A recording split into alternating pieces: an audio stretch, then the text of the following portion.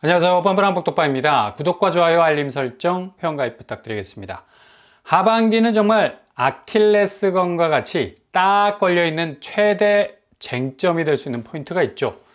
시장에서는 이걸 상쇄시키기 위해서 경기라는 키워드를 들이대고 있는데, 아무리 경기가 침체 국면이라도 이걸 해결하지 못하면 아무런 소용이 없는 거 아니겠습니까? 바로 물가입니다. 물가가 좀처럼 잡히지 않는 모습을 보이니 이젠 물가를 포기해야 한다. 경기가 가라앉고 있는 걸 어떻게 지켜볼 수 있겠나. 그래서 물가는 접고 금리를 내리는 방향으로 가야 하지 않겠느냐라는, 뭔가 하반기 전체 한국 경제를 흔들 수 있는 가장 큰 이 분기점이 될 수 있을 것 같은 이 물가가 물려있는, 절대로 또 빠져나올 수 없는 톱니바퀴가 있죠. 바로 환율입니다.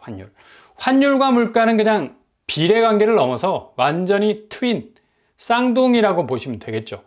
물가가 이렇게 잡히지 않고 앞으로도 잡힐 가능성이 없는 게 바로 지금 발작하고 있는 환율 때문인데, 어제 환율이 1394원까지 찍어버리는 기염을 토해냈었습니다. 말씀을 드렸었죠. 지금 부동산 집값의 고삐를 다시 끌어내릴 수밖에 없는 최대 변수가 환율이라고. 이거 그냥 쉽게 생각해서 지금 물가는 접자고 이런 말들은 그냥 환율 자체를 포기하자는 말과 똑같거든요. 물론 채권 시장의 이정표로 말을 하곤 있지만 어차피 채권 시장도 금리 영향을 지대하게 받는 곳인데, 채권 시장에서 수익률을 극대화하기를 원하는 사람들의 바람은 바로 기준금리 내려가는 거죠. 그래야 국채 수익률이 좋아질 수밖에 없는 건데, 이런 바람을 그냥 아무 여과 없이 쏟아내고 있는 겁니다. 시장의 투자 심리가 가장 바라는 그림인데, 이게 그만 부동산 집값하고도 연결이 돼서 아예 물가 지표의 궤적과는 상관없이 하늘이 하반기 2차례 정도 금리를 인하해야 하는 것 아닌가라는 무언의 압력을 주고 있는 분위기이기도 한데, 어제 거의 환율이 1,400원을 찍고 있는 걸 보고도 이런 말이 나오는 건 그만큼 고점에 물려있는, 그것도 금융시장에서도 자기 자본 기반으로 투자를 하는 사람보다 남의 돈 땡겼다가 레버리징 한 경우가 많기 때문에 지금 고금리로 인해서 보릿고개를 넘어가고 있거든. 심지어 부동산 시장에서도 고점에 물린 사람들이 어떻게 해서든 지금의 부분적인 거래량 그 회복에 걸쳐가지고 엎어치고 매치고 두루두루치게 해가지고 서울 부동산 불장을 외치면서 테러를 구축하려는 이 분위기 만들어 가려 하니까, 물가는 환율에 덜커덕 걸려서 절대로 해법이 없는 상황이 지금 한국적 상황 속에서 펼쳐지고 있는 겁니다. 그러니 물가 포기하고 경기로 집중하자. 어차피 경기 침체 국면 끌어올리기 위해서라도 금리는 내려야 하는 거 아니냐는 정말 아나무인 같은 해석을 내놓고 있는데, 이거 1997년 IMF 때 그리고 2008년 금융위기와 비슷한 분위기로 돌아가고 있는 걸 볼 수가 있죠. 그래프를 보면 1997년 IMF가 터졌을 당시 환율은 거의 2,000원까지 치솟는 모습 보였습니다. 당시에도 워낙 기업 쪽에서 해외 투자 자체가 아비규환에 이를 정도로 무분별한 경쟁적 구도관계 안에서 누가 외자를 많이 끌어오느냐, 아주 이상한 불이 붙어서 국내 경기 자체의 동력을 최대한 끌어보자라는 그런 분위기가 파다했었다는 얘기죠.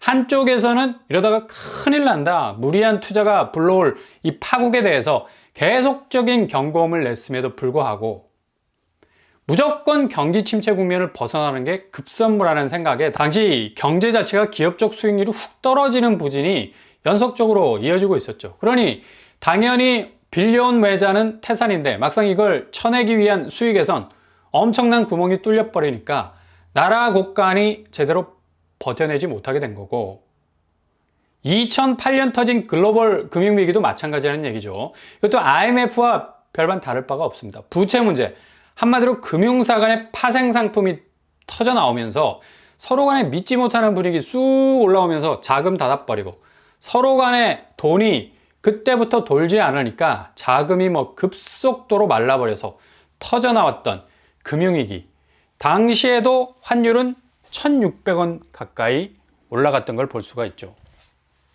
때문에 공통적인 분모, IMF와 2008년 글로벌 금융위기는 다름 아닌 늘어나는 부채를 뭐 감당할 수 없으니까 계속적인 금리 인상이 지속이 됐고, 거의 뭐 에베레스트 높이에 다다른 당시 미 연준이 5.25%까지 급격하게 금리도 끌어올린 영향 때문인데, 이 부채가 고금리를 더 이상 감당하지 못하고 무너진 케이스죠.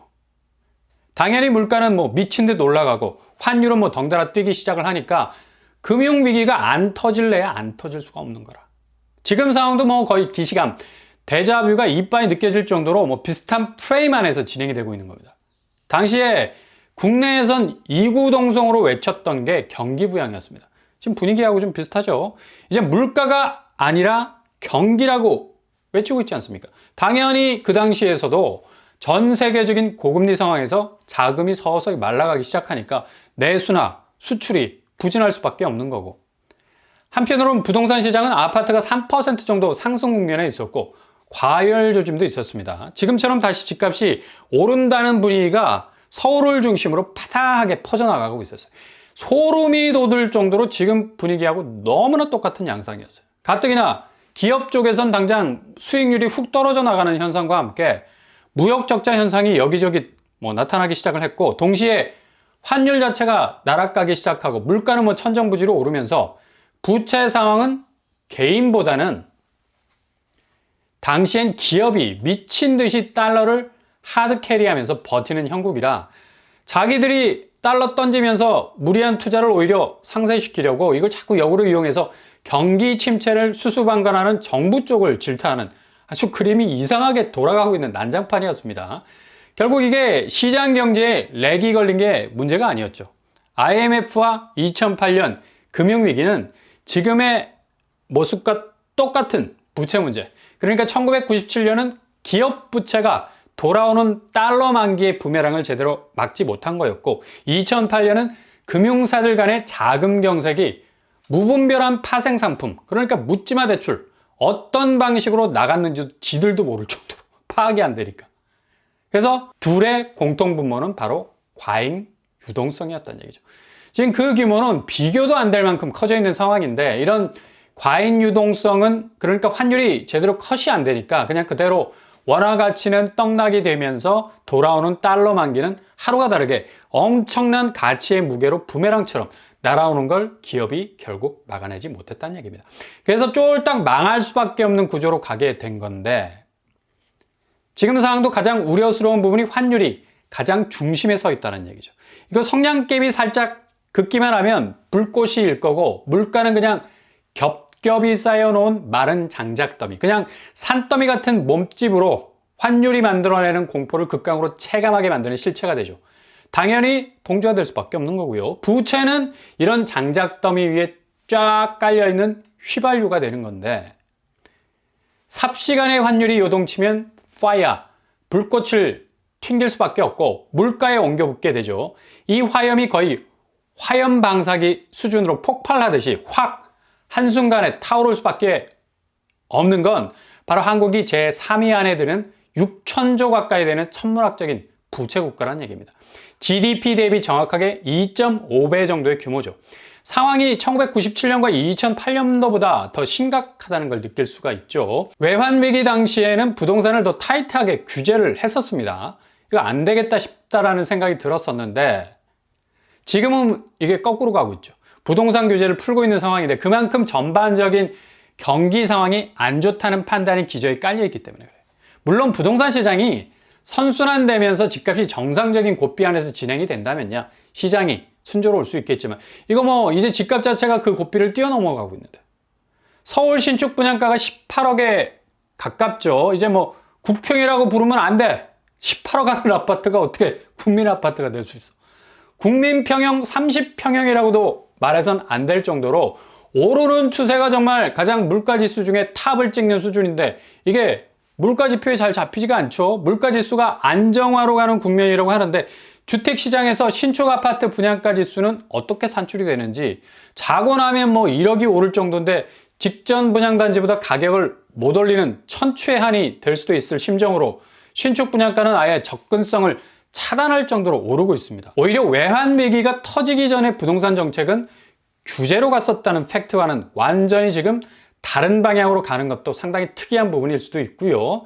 지금 금리, 물가, 환율 등등이 그 당시보다 더 심각한 지표로 가고 있는데 부채 면에서도 기업을 능가하는 개인의 파이가 뭐 거의 쌤쌤일 정도죠. 특히 부채는 연체율이 끝판왕이 되는 건데 이거 뭐 돌아오는 자본의 부메랑을 그대로 맞을 수 있는 거라서 지금 기업 부채 비율이 상당히 많이 늘어나는 추세에 있습니다. 전년도에 비해서 급속도로 증가하고 있고 개인 부채 비율도 마찬가지죠. 특히 주목할 건 자영업자 연체율이 10%를 넘는다는 거. 이게 뭐 외환위기 당시 내수가 거의 극악의 침체를 겪었을 당시보다 더 심각한 연체율을 보이고 있어서 새로운 내관이 될 수 있는 가능성 아주 많다는 얘기죠. 이런 부채가 휘발유처럼 쫙 깔려있는 상태에서 지금 여기에 성냥불을 불씨에 그을 수 있는 점화, 아주 작은 점화일 것 같지만 파괴력은 거의 뭐 아무런 대응책이 없을 만큼 막대하죠. 그냥 골로 간다는 말이 딱 맞는데 바로 환율이라는 얘기인데 환율 오늘 개장되자마자 지금 뭐 방어에 들어간 것 같은데 국민연금과 스와프에서 이제 뭐 달러를 제대로 태워버려야 방어가 될 만큼 지금 소진 속도가 되게 빠를 겁니다. 지금 시각에서 고점 1395원 가까이 가다가 1390원대로 내려오고 있는데 이게 해결이 잘 안 될 겁니다. 왜냐? 지금 중국 위안화 평가 절약 얘기까지 나오고 있기 때문에 중국이 지금 관세 폭탄 터지면서 과도한 세금 미국이나 유럽에서 물게 생겨서 저가 제품의 경쟁력이 하루아침에 날아가 버리게 생겼어요. 그러니 무역 경쟁력을 위해서라도 지금 달러 대비 위안화가 날아가니까 금과 구리를 뭐 공격적으로 사들이면서 위안화는 뭐 그냥 그렇게 보내주는 걸로 더 나아가서 위안화 가치 통화의 수준을 인위적으로 끌어내려서 상대적으로 수출 국면에서 오는 세금 문제를 회피하려는 움직임 보이고 있습니다. 이거 한국 원화가 딱 걸려든 게 될까요? 위안화 움직임과 거의 같이 가는데 이제 원화는 올라설 마지막 디딤돌마저 잃게 되는 거죠. 게다가 일본 엔화는 38년 만에 엔저 1달러에 160엔까지 찍어버렸어요. 일본 중앙은행 개입설이 뭐 나돌 정도로 굉장한 위기감을 느끼고 있는데 엔화마저 뭐 동력을 상실해버려서 더 이상 원화는 설 자리가 없다는 얘기죠. 한은이 2차례 기준금리 인하할 거라는 말들 그냥 낭설일 수밖에 없는 건 이런 환율 불안정성이 거의 뭐 나아질 호재가 전혀 없다라는 점. 심지어 유로화까지 뭐 최근에 기준금리 인하로 인해서 빠지직 상태인데 무슨 수로 버틸 수 있겠어요. 지금 시중은행 기업대출 잔액 봐도 국민, 신한, 하나, 우리, 농협까지 뭐 전년 대비 압도적으로 대출 파이 늘고 있는 걸 볼 수 있지 않습니까? 좀 전에 말씀드린 연체율과는 뗄래야 뗄 수 없는 관계인데 역마진이 생길 수 있는 충분한 구조인데도 이렇게 공격적으로 가고 있다는 거. 시중은행이 상당히 큰 난공불락의 장벽을 만날 수도 있어요. 게다가 국토교통부가 발표한 청약통장 개선안, 청약예금, 부금, 청약저축을 청약종합저축통장으로 전환할 수 있다는 거. 이거 되게 눈에 띄는 대목이라 할 수가 있는데요. 기존 예금, 부금, 저축통장은 정말 공공분양에서는 거의 쓸모가 없었는데 획기적으로 바뀌었다는 거고 청약통장 납입금을 10만 원에서 25만 원으로 상향 조정도 했죠. 통장 적립액을 단기간 내에 몰 수도 있는 부분도 있는데 이게 그러나 지금 아무리 부수적인 규제 개선안이 나와도 정작 분양가 부분이 개선이 되지 않으면 그리 도움이 되지 못할 정도죠. 게다가 이번에 신생아 대출 소득 기준을 2억 5천까지 내년에 상향 조정해 주는 것도 나왔는데 결국 뭐 기존 집값은 움직이지 못하고 가격만 올라가는 건 지금 늘어가는 부채 규모만 더욱 폭증시킬 수 있는 이 깔려있는 부채 위에 환율이라는 불꽃이 점화될 수 있는 이 상황에선 상당히 큰 리스크로 작용할 수 있는 가능성 충분히 있다는 얘기죠. 아마도 지금 관망하고 계신 분들은 잘 알고 계실 겁니다. 결국 환율 정국이 모든 걸 지배하게 될 거고 국내 부동산의 운명도 결정하게 될 겁니다.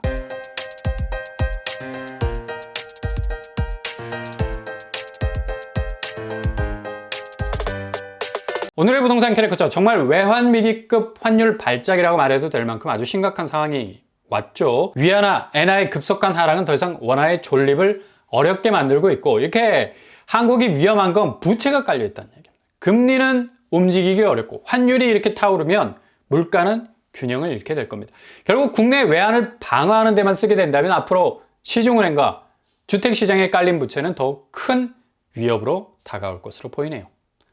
오늘도 응원합니다. 항상 여러분의 길이 꽃길만 되실 수 있길 바랍니다. 이상으로 뻔뻔한 복덕방을 마치겠습니다. 구독과 좋아요 부탁드립니다. 감사합니다.